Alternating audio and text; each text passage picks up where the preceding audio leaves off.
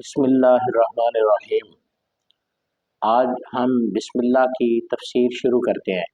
پہلے اس کا ترجمہ سنیے۔ اللہ کے نام سے شروع جو بہت مہربان نہایت رحم فرمانے والا۔ یہ اس کا ترجمہ ہے جب اس کا معنی ہم انشاء والا لیتے ہیں، اور جب ہم اس کا معنی خبر والا لیتے ہیں تو اس کا معنی ہوگا اللہ کے نام سے شروع کرتا ہوں جو بہت مہربان نہایت رحم فرمانے والا ہے۔ جب اللہ سبحانہ و تعالیٰ کا نام گرامی آ گیا تو اس سے پڑھنے والوں کو، سننے والوں کو لطف اور سرور تب حاصل ہوتا ہے جب ان کا دل پاک صاف اور گناہوں سے دور ہو۔ پھر جب کوئی مسلمان بسم اللہ الرحمن الرحیم پڑھے گا تو اس کے دل کو سکون بھی ملے گا، اس کے دل کو قرار بھی ملے گا، اس کے دل کو چین بھی ملے گا۔ اور اگر بسم اللہ الرحمن الرحیم پڑھتے ہوئے کسی کے دل کو سکون نہیں ملتا تو وہ سمجھ لے اس کے دل میں خرابی ہے، اس کے دل میں کوتاہی ہے، اس کے دل میں اللہ سبحانہ و تعالیٰ کی بارگاہ میں جھکنے کی ضرورت ہے۔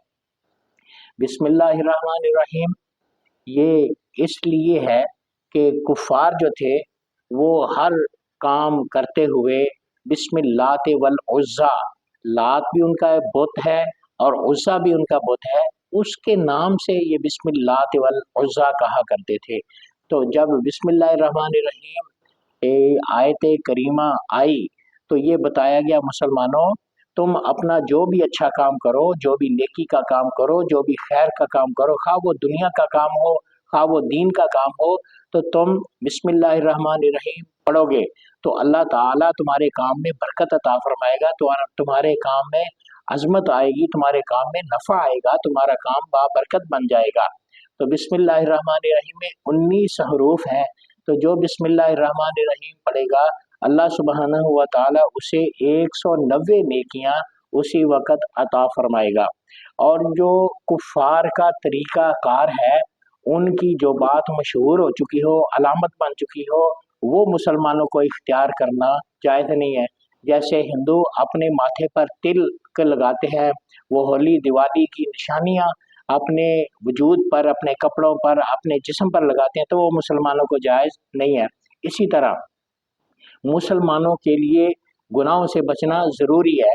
جب مسلمان اللہ کا نام لیتا ہے تو اس کا مطلب یہ ہوتا ہے کہ اللہ ہم تو اس سے مدد طلب کر رہے ہیں، مدد مانگ رہے ہیں، مدد کے خواستگار ہیں، تو ہمیں گناہوں سے بچا لے۔ تو بسم اللہ الرحمن الرحیم اچھے کاموں سے پہلے پڑھی جاتی ہے۔ شراب یہ برا کام ہے اور کبیرہ گناہ ہے، جوا یہ برا کام ہے اور کبیرہ گناہ ہے، زنا یہ برا کام ہے اور گناہ کبیرہ ہے، چوری ڈکیتی یہ برے کام ہے اور یہ کبیرے گناہ ہے۔ اسی طرح کسی کا حق غصب کرنا یہ برا کام ہے اور کبیرہ گناہ ہے۔ اسی طریقے سے جتنے بھی برے کام ہیں ان سے پہلے بسم اللہ الرحمن الرحیم نہیں پڑھ سکتے۔ بسم اللہ الرحمن الرحیم ان کاموں سے پہلے پڑھیں گے جن سے برکت حاصل کی جا سکتی ہے اور وہ کام جائز ہیں۔ حدیث شریف میں بھی آتا ہے، نبی کریم صلی اللہ علیہ وسلم نے فرمایا کل امر ذی بال لم یبدأ بسم اللہ فہو اقطع۔ ایک حدیث میں آتا ہے فہو اقتر، کہ جو فہو اقطع بھی آتا ہے، وہ ابتر بھی آتا ہے، کہ حضور علیہ وسلم نے فرمایا جو کام بسم اللہ کے بغیر شروع کیا جائے وہ ناقص، نامکمل، ناتمام رہتا ہے، پورا نہیں ہوتا۔ تو جب بھی مسلمان کوئی نیک کام کرے تو اللہ کا نام لے کر پھر کام کریں، پھر برکت اللہ کی طرف سے آئے گی۔ اور یہ برکتیں حاصل کرنے کے لیے مسلمانوں کو گناہوں سے توبہ کرنا ضروری ہے، تب لفظ اللہ کی بھی برکتیں حاصل ہوں گی اور رحمان کی بھی برکتیں حاصل ہوں گی، رحیم کی بھی برکتیں حاصل ہوں گی۔ رحمان کا معنی بڑا مہربان، رحیم کا معنی خاص مہربان۔